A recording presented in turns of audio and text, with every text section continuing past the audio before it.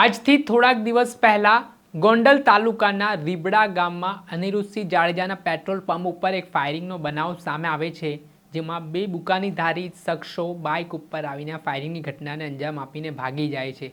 આ મામલાના પગલે થોડાક દિવસ પહેલા ગોંડલની પોલીસે 4 જેટલા આરોપીઓની ધરપકડ કરી હતી અને ધરપકડ કર્યા બાદ હાર્દિકસિંહ જાડેજા નામના વ્યક્તિનું નામ ખુલ્યું હતું, જે બાબતની તપાસ એસએમસી દ્વારા પણ કરવામાં આવી હતી।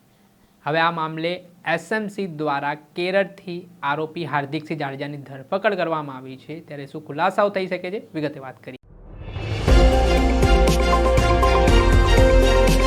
નમસ્કાર દર્શક મિત્રો, સ્કાયનેટ મીડિયામાં આપનું સ્વાગત છે। હું છું ફૈઝાન। થોડાક દિવસ પહેલા 4 જેટલા આરોપીઓને પકડવામાં રાજકોટ ગ્રામ્ય પોલીસને સફળતા હાથ લાગી હતી। જો કે આરોપીઓની પૂછપરછમાં હાર્દિકસિંહ જાડેજા નામનો જે શખ્સ હતો, તેણે જ આ ફાયરિંગ માટે કીધું હોય, સોપારી આપી હોય તે પ્રકારના આરોપો સામે આવ્યા હતા। આ ઘટના બાદ હાર્દિકસિંહ જાડેજા નામનો વ્યક્તિ ભૂગર્ભમાં ઉતરી ગયો હતો ને તેને પકડવા માટે સ્થાનિક પોલીસ અને સાથે રાજકોટ ગ્રામ્યની અલગ અલગ એજન્સીઓ કામ તો કરી હતી, સાથે જ સ્ટેટ મોનિટરિંગ સેલ પણ હવે મેદાને આવે છે।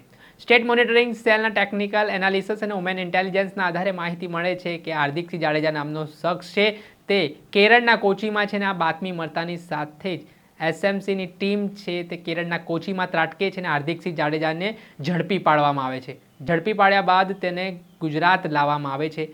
આરોપી સામે અગાઉ પણ ગુનાઓ નોંધાયેલા છે, તે ગુનાહિત ઇતિહાસ ધરાવતા હોવાની વિગત સામે આવી છે અને આ મામલે પોલીસે હવે કાયદેસરની કાર્યવાહી હાથ ધરી છે। જોકે સ્ટેટ મોનિટરિંગ સેલે જે આખું ઓપરેશન ચલાવ્યું હતું ને જે હાર્દિકસિંહ જાડેજા નામનો શખ્સ છે તેને ઝડપીને હવે તેની સામે કાયદેસરની કાર્યવાહી હાથ ધરી છે, તેના કારણે પણ ચર્ચાઓ વેગવાન બની છે। હાર્દિકસિંહ જાડેજા સામે અગાઉ પણ એ ડિવિઝન પોલીસ મથકમાં બળજબરીથી વસ્તુ પડાઈ લેવાનો મામલો સામે આવ્યો હતો।